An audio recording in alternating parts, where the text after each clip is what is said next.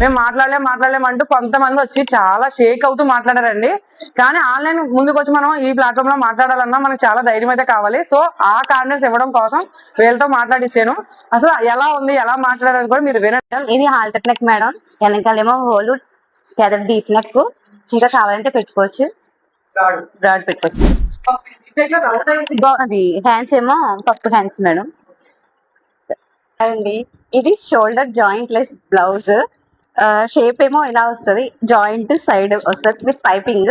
మనకి ఇంకా కావాలంటే బ్రాడ్ పెంచుకోవచ్చు, బ్యాక్ ఏమో ఫుల్ హై నెక్, కావాలంటే హోల్ పెట్టుకోవచ్చు అండి. వాళ్ళ ఆల్టర్నేట్ కుట్టాను. మేడం సజెస్ట్ చేయలేని సేపు నాకు తెలియదు, మామూలు బ్లౌజ్ లో వేసుకునేదానికి. ఇప్పుడు మేడం చెప్పాక ఈ మోడల్ బ్లౌజ్ లో వేసుకుంటున్నాను. బ్యాక్ సైడ్ హోల్ వచ్చిందండి. ఫ్రంట్ కావాలంటే ఇంకా డీప్ నెక్ పెట్టుకోవచ్చు. చిన్న చిన్న టిప్స్ అయినా సరే మాకు బాగా ఉపయోగపడుతున్నాయి. Thank you madam.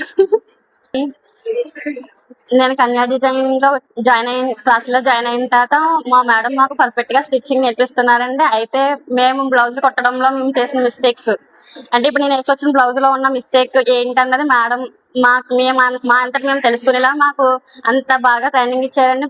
చేసిన తప్పును ఎలా రెక్టిఫై చేయాలనేది కూడా మేడం మాకు చెప్తున్నారండి.